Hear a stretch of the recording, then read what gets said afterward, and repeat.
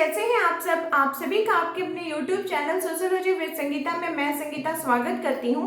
और इस चैनल के माध्यम से हम लोग सोशियोलॉजी के कम्पिटिटिव एग्जाम की प्रिपरेशन करते हैं, चाहे वो हमारा UGC net, UP PGT, Jharkhand latest supervisor का ही सिलेबस क्यों ना हो।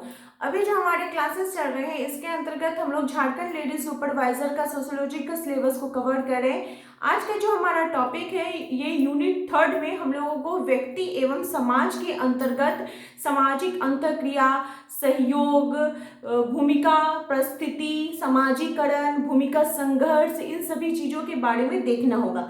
तो इसका जो सबसे पहला टॉपिक है वो हो जाएगा सामाजिक अंतःक्रिया। तो जब तक आप इसको नहीं अच्छे प्रकार से समझिएगा तो आप सामाजिक संघर्ष, भूमिका परिस्थिति, ये उसके बाद समाजीकरण, ये चीज़ों को आप नहीं समझ सकिएगा, क्योंकि ये जो है ये एक दूसरे से कोरिलेट है। तो चलिए इसको हम लोग अच्छे प्रकार से समझते हैं। और अगर आपको क्लास हेल्पफुल लगे तो जरूर अपने दोस्तों को भी जैसे शेयर कीजिए, वीडियो को लाइक कीजिए, और मेरे चैनल पर नए हो तो प्लीज़ सब्सक्राइब करना ना भूलिए। और अगर आपके कोई भी कमेंट है तो मुझे जरूर कमेंट करके बताइए, कोई भी डाउट्स है तो देखिए सबसे पहले हम लोग क्या देख रहे हैं, व्यक्ति एवं समाज। ये यूनिट 3 का टॉपिक है। तो व्यक्ति एवं समाज को अगर बात की जाए तो इसे क्या बोला जाता है, इंडिविजुअल एंड सोसाइटी। क्या बोला जाता है, इंडिविजुअल एंड सोसाइटी। अच्छा, आज का जो हमारा क्लास है उसमें हम लोग क्या पढ़ रहे हैं, सामाजिक अंतःक्रिया के संदर्भ में। तो अंतःक्रिया क्या होता है, इंटरेक्शन क्या होता है। अंतःक्रिया का मतलब हुआ कि जब दो या दो से अधिक व्यक्ति अपने भाषाओं, अपने भावनाओं का आदान प्रदान करते हैं, ठीक है, तो वो क्या कहलाती है, अंतःक्रिया कहलाती है, इंटरेक्शन कहलाता है। लेकिन यही चीज अगर समाज के परिप्रेक्ष्य में हो जाए तो वो सामाजिक अंतःक्रिया कहलाती है। ये परिभाषा से आप लोग समझ गए। जैसे देखिए आपके साथ जो मेरा रिलेशन बढ़ रहा है, ठीक है, हम लोग क्या करें, अपने भावनाओं का, अपने विचारों का आदान प्रदान कर रहे हैं, भाषा भी इसमें सहयोग कर रहा है, लेकिन हम लोग का जो संपर्क है वो वर्चुअल कम्युनिटी के माध्यम से जुड़ रहा है। क्योंकि हम लोग किससे जुड़े हुए हैं, यूट्यूब से जुड़े हैं, आपस में तो सामने से जुड़े हुए नहीं है ना। तो वो क्या हो जाएगा, वर्चुअल कम्युनिटी के अंतर्गत, लेकिन हम लोग की जो व्यवस्था है वो संचार माध्यम से जुड़ी हुई है। उसी प्रकार से ये चीज क्या हो जाएगी, अगर हम लोग सोसाइटी के इसमें परिप्रेक्ष्य में करें तो वो सामाजिक अंतःक्रिया हो जाएगी। इसको हम ऐसे समझ सकते हैं कि सबसे पहले तो इसकी परिभाषा को आप लोग समझ लीजिए कि जब दो या दो से अधिक व्यक्ति के बीच भाषा या संकेत के माध्यम से भावनाओं का आदान प्रदान होता है तो इसे सामाजिक अंतःक्रिया कहा जाता है। तो भाषा इसमें क्या हो गया, मेन फैक्टर हो गया। क्या हो गया, भाषा जो है इसमें मेन फैक्टर हो गया। वो भाषा आपका इशारों के माध्यम से भी हो सकता है, वो आपकी बोली भी हो सकती है, कुछ भी, मतलब इसमें बोलने का मतलब है कि जो सामने वाला व्यक्ति है अगर दूसरे व्यक्ति को जो बोलना चाहता है, दूसरा व्यक्ति अगर उसे भली भांति समझ ले कि पहला व्यक्ति क्या बोलना चाहता है तो वो अंतःक्रिया कहलाएगी।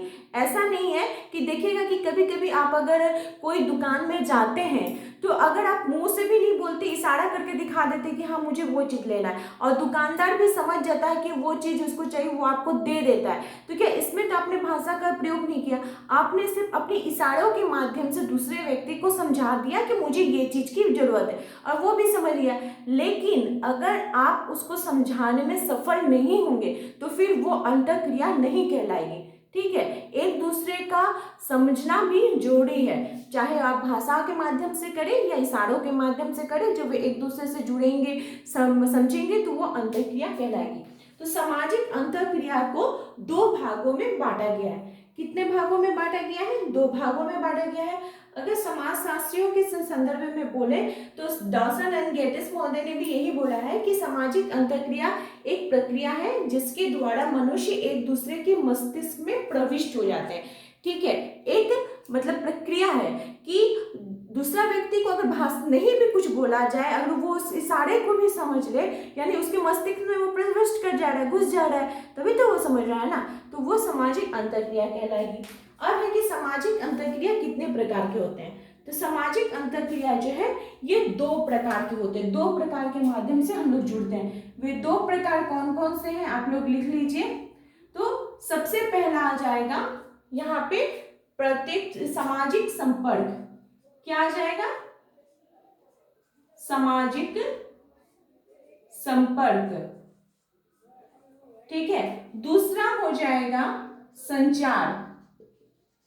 अगर आपसे यहाँ पे क्वेश्चन पूछ दिया जाए संचार, और यहाँ पे आपसे क्वेश्चन पूछ दिया जाए कि सामाजिक अंतःक्रिया के आधारभूत तत्व कितने हैं, तो आप आंसर लिखिएगा दो प्रकार के होते हैं, एक होता है सामाजिक संपर्क और एक होता है संचार। अब क्या है कि सामाजिक संपर्क को फिर दो भागों में बांटा गया है। कितने भागों में बांटा गया है? तो सामाजिक संपर्क को फिर दो भागों में बांटा गया है। वे दो भाग कौन कौन से हैं? एक हो जाएगा आपका प्रत्यक्ष संपर्क और दूसरा हो जाएगा अप्रत्यक्ष संपर्क। मतलब इस प्रकार से हम लोगों के साथ जुड़ते हैं। प्रत्यक्ष संपर्क को क्या बोला जाता है? प्राथमिक संपर्क भी बोला जाता है। क्या बोला जाता है? प्राथमिक संपर्क भी बोला जाता है। अप्रत्यक्ष संपर्क को क्या बोला जाएगा तब? द्वितीयक संपर्क। क्या बोला जाएगा? द्वितीयक संपर्क। ठीक है। जैसे देखिए प्रत्यक्ष संपर्क का मतलब हो गया कि जब दो व्यक्ति, जैसे ये एक व्यक्ति है, ये भी एक व्यक्ति है, ये अपने विचारों को और ये अपने विचारों का क्या कर रहा है? आदान प्रदान कर रहा है। इसके अंतर्गत आपके स्कूल आ जाएंगे, आपके आस पड़ोस आ जाएंगे, आपका परिवार आ जाएगा। इसमें क्या होता है कि हम लोग एक दूसरे के अगल बगल आके रहते हैं, सामने में रहते हैं और अपने विचारों का आदान प्रदान करते हैं। तो ये प्रत्यक्ष संपर्क के अंतर्गत आ जाएगा। अप्रत्यक्ष संपर्क में क्या हो जाएगा? जैसे ये भी एक व्यक्ति है, ये भी एक व्यक्ति है, लेकिन इन दोनों में कैसा रिलेशन हो रहा है? अगल बगल का रिलेशन ना होके ये लोग किससे जुड़ रहे हैं? तो फेसबुक के माध्यम से जुड़ रहे हैं, व्हाट्सएप के माध्यम से जुड़ रहे हैं, ठीक है, लेटर के माध्यम से जुड़ रहे हैं, यूट्यूब के माध्यम से जुड़ रहे हैं। तो ये सभी चीजें क्या हो जाएंगी? अप्रत्यक्ष संपर्क के अंतर्गत आ जाएंगे। जैसे देखिए आपके साथ जो मेरा रिलेशन है, आप मुझे नहीं सामने से देख रहे हैं, मैं भी आपको नहीं देख रही हूँ सामने से, लेकिन फिर भी आपका और मेरा एक रिलेशन बन रहा है ना। हम लोग आपस में कमेंट में बात भी करते हैं। तो ये जो कम्युनिटी है, ये जो वर्चुअल कम्युनिटी के माध्यम से हम लोग एक दूसरे के साथ जुड़े हैं। जब तक आप बात नहीं करेंगे, मैं क्या बोलती हूँ कि आप लोग कमेंट कीजिए, तो जब तक आप हमसे जुड़िएगा नहीं, आप हमसे बात नहीं कीजिएगा, तो मैं आपको कैसे समझूंगी या फिर आप कैसे समझेंगे? हम लोग का तो एक दूसरे से जुड़ना जरूरी है। तो ये किस रिलेशन हो जाएगा? अप्रत्यक्ष संपर्क के अंतर्गत आ जाएगा कि हम लोग यूट्यूब के माध्यम से, नेट के माध्यम से एक दूसरे से जुड़े हुए हैं। लेकिन अगर परिवार में होते तो हम लोग किससे होते? प्रत्यक्ष संपर्क से जुड़े हुए होते। इसी में जो एक समाजशास्त्री है, इंपॉर्टेंट है इनका, गिलिन एवं गिलिन महोदय, इसको आप लोग लिख लें। गिलिन एवं गिलिन, ये दो नाम क्यों आता है बोलिए तो? क्योंकि ये दोनों क्या भाई हैं आपस में, और दोनों एक ही साथ करते हैं, इसलिए इन दोनों का नाम आता है। तो ये क्या किससे जुड़े थे? इन्होंने जो प्रत्यक्ष संपर्क है इसके दो प्रकार बताए हैं। कितने प्रकार बताए हैं? या फिर सामाजिक संपर्क, प्रत्यक्ष संपर्क के नहीं, इन्होंने सामाजिक संपर्क के दो भाग बताया है। पहला इन्होंने बताया है सकारात्मक, और दूसरा इन्होंने बताया है नकारात्मक। एक तो हो गया सामाजिक संपर्क का प्रत्यक्ष संपर्क और अप्रत्यक्ष संपर्क, और एक अगर आपसे क्वेश्चन पूछा जाए कि गिलिन एवं गिलिन महोदय ने सामाजिक संपर्क के कितने भाग बताए हैं, तो दो भाग बताए हैं। वो आपका सकारात्मक हो जाएगा और एक हो जाएगा नकारात्मक हो जाएगा।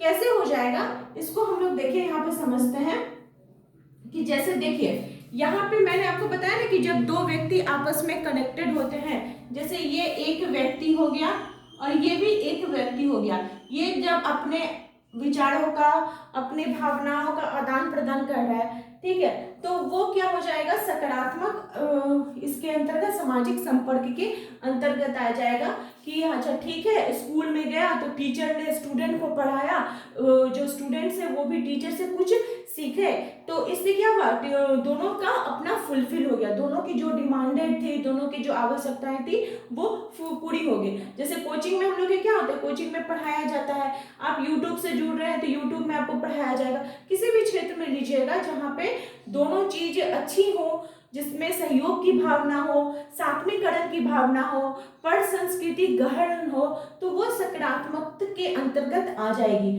और नकारात्मक में क्या हो जाएगा कि जैसे मान लीजिए कि कोई एक स्टूडेंट है स्कूल में या फिर कोचिंग में, ये एक स्टूडेंट है, ये भी एक स्टूडेंट है, तो ये जो स्टूडेंट है ये कुछ ज्यादा जानता है, इसको नॉलेज है कोई भी चीज के बारे में, इस स्टूडेंट को थोड़ा नॉलेज कम है, तो ये जो स्टूडेंट है ये क्लास में दिखाएगा कि हम बहुत ब्रिलियंट स्टूडेंट है और इस स्टूडेंट को नीचा दिखाने का कोशिश करेगा।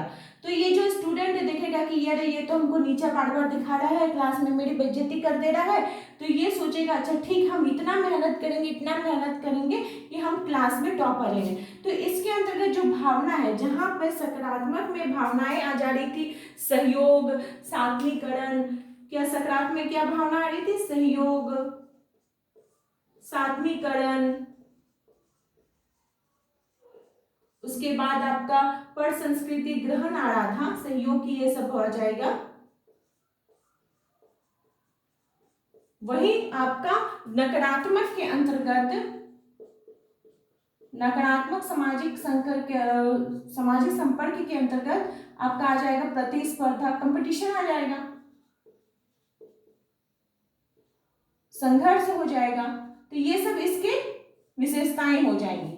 तो सामाजिक संपर्क को गिली ने दो इसके भाग बताए थे, सकारात्मक और नकारात्मक। इतना दूर तो हम लोग पढ़े किसके संदर्भ में, सामाजिक संपर्क के संदर्भ में। अब संचार भी दो प्रकार से होता है, कितने प्रकार से होता है, संचार के भी दो भाग है, एक होता है पूर्ण संचार और दूसरा होता है अपूर्ण संचार। पूर्ण संचार के अंतर्गत जब हम अपनी भाषाओं को किसी दूसरे व्यक्ति को सही प्रकार से समझाने में सफल हो जाते हैं तो वो पूर्ण हो जाएगा, और जब हम अपनी भाषाओं को, हम अपनी भावनाओं को किसी दूसरे व्यक्ति को समझाने में असफल रहते हैं तो वो अपूर्ण संचार के अंतर्गत आ जाएगा। जैसे मैंने क्या बताया कि कोई एक व्यक्ति वो दुकान में जाता है, अगर वो अपने इशारे से किसी व्यक्ति को समझा दे कि वो मुझे ये चीज चाहिए तो वो उसका पूर्ण भाषा के अंतर्गत आ जाएगा, क्योंकि उसने अपने संचार को उस व्यक्ति के मस्तिष्क तक पहुंचा दिया और दूसरा व्यक्ति जो भी था वो पहले व्यक्ति के जो उसका जो बोलने का था या उसकी जो भाषा था उसको समझ लिया। लेकिन जिसमें वो व्यक्ति को समझाने में असफल रह जाता है वो अपूर्ण संचार के अंतर्गत आ जाएगा। तो यही थी सामाजिक अंतरक्रिया की प्रोसेस बहुत ही इजी है और इससे रिलेटेड क्वेश्चन एग्जाम में जरूर पूछे जाते हैं। तो मुझे पूरी आशा है कि आप लोग को आज की क्लास हेल्पफुल लगी होगी, आप लोग अच्छे प्रकार से इसे समझ गए होंगे। तो मेरे चैनल के साथ बने रहिए। आप सभी का थैंक यू।